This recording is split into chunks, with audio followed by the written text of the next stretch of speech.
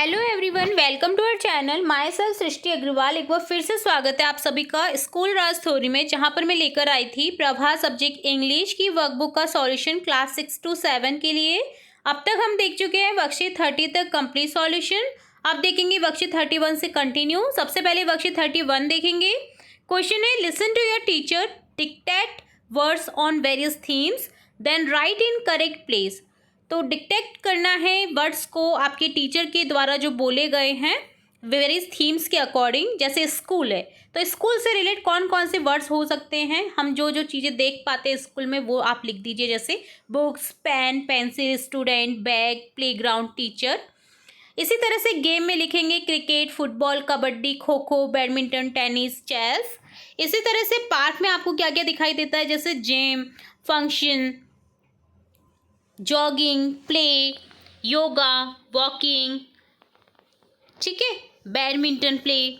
ठीक है, तो यहाँ पर इस तरह से लिख देंगे। फेस्टिवल में देखिए कौन कौन से फेस्टिवल होते हैं, दिवाली, होली, ईद, गणगौर, क्रिसमस। ठीक है, अब फेस्टिवल में देखिए हम टीवी का यूज़ करते कि नहीं, वो होम में यूज़ करते हैं। ठीक है, दशहरा, मकर संक्रांति। इसी तरह से देखिए होम में क्या क्या हो जाएगा, sofa, TV, kitchen, table, gas, bathroom, bedroom. जो भी होम से रिलेट है वो आप यहाँ पर लिख सकते हैं। टीवी, टेलीविज़न या फ्रीज लिख सकते हैं। ठीक है, तो इस तरह से आपको बेसिक चीज़ों के अकॉर्डिंग आपको ये डन करना था। तो ये डन होता है आपका वर्कशीट 31 का सॉल्यूशन। नेक्स्ट देखेंगे वर्कशीट 32। क्वेश्चन है, underline the naming words. Naming words क्या होते हैं, मैं बार बताती हूँ। नाउन, नाउन क्या होता है, किसी भी व्यक्ति, वस्तु, स्थान, जाति का नाम कहलाता है नाउन, यानी संज्ञा। तो इंग्लिश में बोलेंगे place, animal, things and person के जो नेम होते हैं वो होते हैं नाउन। तो यहाँ पर देखिए ही प्लेस फ्लूट, उसने क्या बजाया, फ्लूट बजाया। तो यहाँ पर फ्लूट क्या है, नाउन है। Monkey play on the tree, बंदर नाउन है। ट्री, पेड़ पर क्या करते, खेलते बंदर। तो यहाँ पर पेड़ भी एक वस्तु का नाम है, यानी पेड़ का नाम है, तो ये ट्री हो जाएगा noun. India is our country, India देश का नाम है, कंट्री देश होता है, तो यहाँ पर इंडिया और कंट्री क्या है, नाउन है, नेमिंग वर्ड्स हैं। अ काउ ईट्स ग्रास, गाय और ग्रास क्या है, घास, ये नेमिंग वर्ड है। Bittu is eating an apple, तो बिट्टू यहाँ पर क्या है, नेमिंग वर्ड है। और एन एप्पल भी क्या है, एप्पल नाउन है, क्योंकि यहाँ पर एप्पल फल का नाम है और बिट्टू किसी व्यक्ति का नाम है। इसी तरह से सेकंड क्वेश्चन है, replace underline noun with suitable pronoun. अब देखिए नाउन के स्थान पर जो वर्ड्स यूज किए जाते हैं उन्हें बोला जाता है प्रोनाउन, जिन्हें हिंदी में बोलते हैं सर्वनाम। ही, शी, दे, वी। ठीक है, तो यहाँ पर देखिए आपको सोनल इज डांसिंग दे रखा है, तो सोनल की जगह क्या आ जाएगा, सोनल एक गर्ल का नेम है, तो यहाँ पर शी लिखेंगे। She is a good dancer, वह एक अच्छी डांसर है। The sun is in the sky. अब सन देखिए हम बता नहीं सकते ना कि वो ही है या शी है, तो हम इसके लिए यूज़ करेंगे इट का। तो it rises in the east, sun in the sky, आसमान में सूर्य है जो कि पूरब से उदय होता है। People go back home, people घर जाते हैं। दे हैव डिनर, और क्या करते हैं, डिनर करते हैं, तो पीपल के लिए यहाँ पर दे का यूज़ करेंगे। कुणाल इज़ राइटिंग, कुणाल लिखता है। ही इज़ डूइंग होमवर्क, वह अपना होमवर्क कर रहा है। तो कुणाल क्या है, कुणाल की जगह पे व्यक्ति का नाम है, किसी बॉय का नाम है, तो यहाँ पर ही लिख देंगे इसकी जगह। Rajni and Pratima are friends, Rajni और प्रतिमा क्या है, फ्रेंड्स हैं। रजनी प्रतिमा के लिए यूज़ करेंगे हम दे का, दे लिव इन जयपुर, वो जयपुर रहते हैं। दे का अर्थ होता है वे। Priya and I love to sing, Priya और मुझे पसंद है गाना गाना। तो वी, यहाँ पर प्रिया और आई की बात हो रही है, ठीक है, क्योंकि मैं बोल रही हूँ, तो हम यूज़ करेंगे वी आर गुड फ्रेंड्स, हम एक अच्छे सिंगर हैं, हम अच्छे सिंगर हैं, अच्छे गायक हैं। तो इस तरह से डन होता है आपका वर्कशीट 32 का सॉल्यूशन। नेक्स्ट देखेंगे वर्कशीट 33 का सॉल्यूशन। फर्स्ट क्वेश्चन है, given below is a picture story about Rama, read the sentence with the picture and give correct sequence in the box. अब आपको देखिए एक पिक्चर दे रखी है, यहाँ पर पिक्चर के अकॉर्डिंग एक स्टोरी दे रखी है, जिससे आपको जब जब जो जो चीज़ें स्टार्ट हो रही हैं देन एंड हो रहा है उस स्टोरी का, वो आपको सेट करना है। यहाँ पर क्या है, जंबल फॉर्म में दे दिया गया है, आपको बताना है कि कौन सा क्रम सबसे पहले आएगा देन उसके बाद। तो सबसे पहले होगा Rama was unhappy because her school did not have a toilet. Rama क्या है, नाखुश है क्योंकि उसके पास, उसके जो स्कूल में टॉयलेट नहीं है। She talked about this with her दीदी, वो अपनी इस बारे में अपनी दीदी से बात करती है।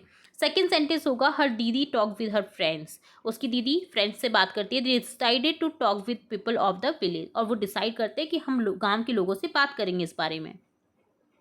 देन थर्ड सेंटेंस होगा दीदी एंड हर फ्रेंड, दीदी और उसके friend talked with the people of the village, बात करते हैं गांव के लोगों से। And they felt that a toilet should be built in Rama's school, Rama के स्कूल में टॉयलेट बनाया जाना चाहिए। देन फोर्थ होगा after all the people decided, लोगों के डिसाइड करने के बाद that a toilet should be built, बनना चाहिए टॉयलेट। दीदी went to talk with her with the school teacher, और वो बात करने जाती है अपनी स्कूल टीचर से, उसकी जो दीदी होती है रामा की।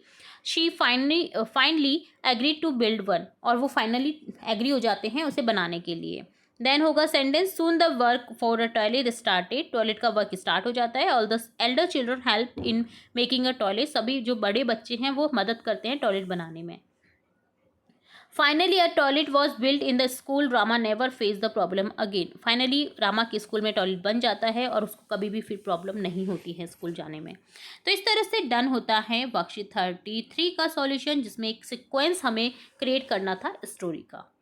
नेक्स्ट देखेंगे वर्कशीट 34, क्वेश्चन है locate the comic strip and answer the following question. Comic strip को देख करके आपको आंसर देना है। फर्स्ट में देखिए बच्चा छाता लेकर के जा रहा है, देन बारिश होना स्टार्ट हो गया, छाता ओपन करता है और छाते को ओपन करके वो उसी में नहाता है। तो ये सीक्वेंस दे रखा है।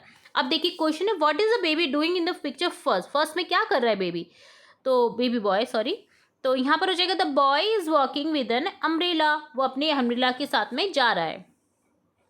Does he look happy in picture 4, क्या वो हैप्पी है पिक्चर 4 में, तो यहाँ पर आंसर लिखेंगे the boy is sitting in an umbrella and an umbrella is filled with rain water. ठीक है, तो वो खुश है इस कारण से, तो यहाँ पर लिखेंगे yes he is happy in picture 4। ठीक है, आप यहाँ पर इस आंसर की जगह ये भी लिख सकते हैं। What do you do when it rain, आप क्या करते हैं जब बारिश होती है। I like to go out and sing and dance in the rain, मैं बाहर जाता हूँ या जाती हूँ और डांस और गाने लगता हूँ या लगती हूँ बारिश में। What did the boy do when it start raining, boy क्या करता है स्टार्ट हो जाती है जब raining. He open the umbrella and he filled the water umbrella with rain water and then he jump into it, और उसमें jump करता है, खेलता है। ठीक है, तो इस तरह से डन होता है वर्कशीट 34 का सॉल्यूशन। नेक्स्ट देखेंगे worksheet 35।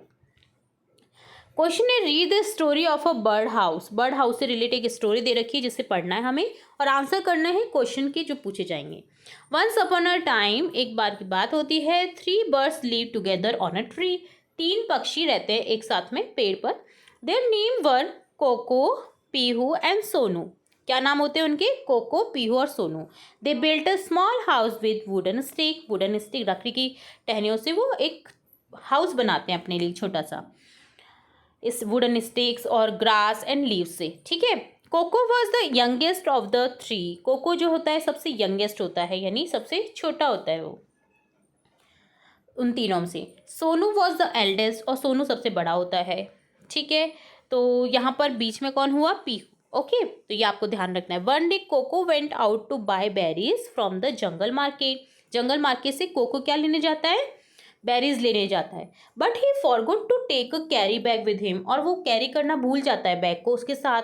Pihu and Sonu thought that they should go after Coco with a carry bag, otherwise he will have to bring the things in a polythene bag.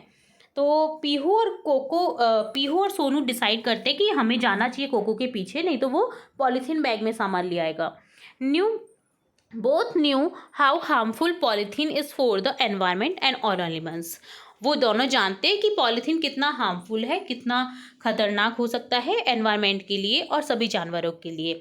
So they flew with carry bag and met Coco in the market, और वो उड़ते हैं उस carry bag के साथ में और market जाते हैं जहाँ पर कोको गया होता है। All of them bots grocery, clothes and other things for their home and came back, उन सभी ने ग्रॉसरी खरीदी, कपड़े लिए और जो ज़रूरतमंद की चीज़ें थी वो ली और अपने होम आ जाते हैं यानी घर आ जाते हैं।